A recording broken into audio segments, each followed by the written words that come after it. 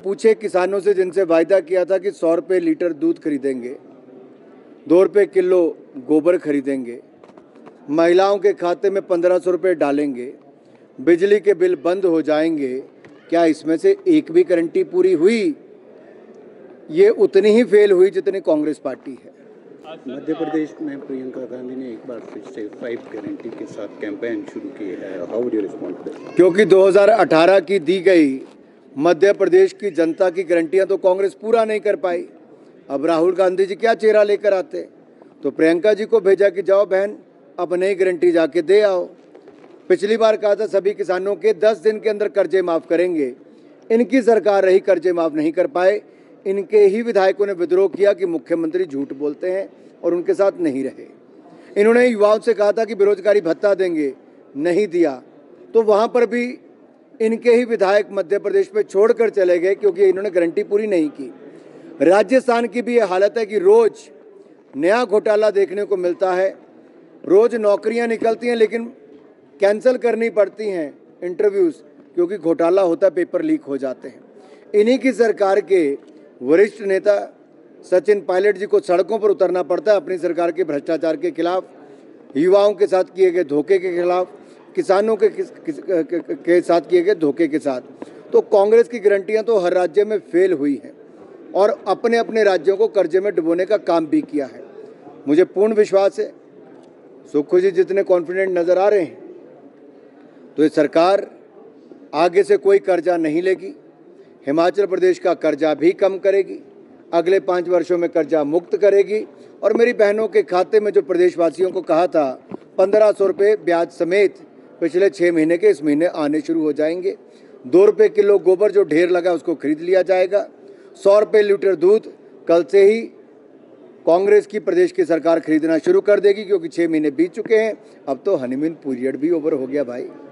Sir, आर्थिक स्थिति और 1000 करोड़ शायद ही उनकी गारंटी में पेंशनर्स को पेंशन देना और सरकारी कर्मचारियों को उनका वेज देना, अब ये कहेंगे हमारी गारंटी में नहीं था। क्या कितना इंतजार पेंशनर्स को और सरकारी कर्मचारियों को अपनी पेंशन और अपनी वेज के लिए करना पड़ेगा, सैलरी के लिए करना पड़ेगा। एक बार नहीं, अनेकों घटनाएं ऐसी सामने आई जहां अपने धर्म को छिपाकर किसी लड़की को बहला फुसलाकर पहले उसको प्यार में फंसाया गया, फिर उसके टुकड़े टुकड़े कर दिए गए, किसी की हत्या कर दी गई। ये उचित नहीं है। कानूनी कार्रवाई कड़ी से कड़ी होनी चाहिए। राज्यों के ऊपर ये जिम्मेदारी है। किसी भी राज्य की बात हो, चाहे केरल से लेकर उत्तराखंड की बात हो या पश्चिम बंगाल से लेकर हिमाचल प्रदेश की बात हो, बेटी किसी की भी हो, उसकी सुरक्षा की जिम्मेदारी वहाँ की राज्य की सरकार की है। सर, पहलवानों को लेके आपने खुद पहल की है, उनको बातचीत को बुलाया, क्या लगता है कि कुछ सोल्यूशन निकल जाएगा या उनको थोड़ा इंतजार कानून की प्रक्रिया पे करना पड़ेगा? देखिए, जो भी पहलवानों की मांगें थी, जो आंदोलन कर रहे हैं, मैं तीनों ही आंदोलन करने वाले पहलवानों से मेरी मुलाकात भी हुई और हमने उनके कहने पे कमेटी भी बनाई। कमेटी की रिपोर्ट भी आई। आईओए में इंडियन ओलंपिक एसोसिएशन ने सब कमेटी एक बना दी, एक एडहॉक कमेटी बनाई जिसने डे टू डे एक्टिविटीज़ भी रेसलिंग फेडरेशन की शुरू कर दी और वहाँ पर रिकॉर्ड समय के अंदर ट्रायल्स भी करवाए गए। बहुत शानदार ट्रायल्स हुए। अब हमारे रेसलर्स ने, जो युवा हमारे साथी हैं, खिलाड़ी हैं, उन्होंने विदेश में जाकर बहुत शानदार प्रदर्शन किया।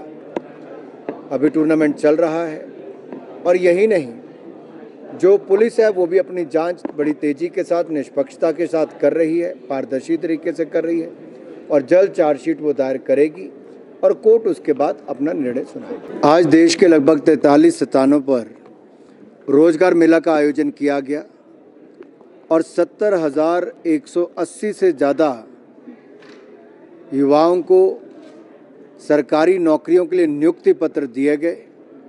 ये छठा रोजगार मेला था। पहला 22 अक्टूबर 2022 को लगा, जिसमें 75,000 नौकरियां देने का कार्य हुआ। उसके बाद अगले सभी 5 मेलों में 70,000 तो कहीं 71,000 नौकरियां देश के युवाओं को सरकारी क्षेत्र में दी गई और 10 लाख नौकरी हम इस वर्ष देकर पूर्ण करेंगे। मोदी जी की सरकार जहां रोजगार स्वरोजगार के नए अवसर खड़े कर रही है, वहीं विदेशी पूंजी निवेश भी पिछले 2 वर्षों में रिकॉर्ड स्तर पर गया है। भारत का निर्यात भी रिकॉर्ड स्तर पर है और जहां तक महंगाई दर की बात है, उसको बहुत नियंत्रण में रखा गया, फिर एक बार कम आई है 4% के लगभग।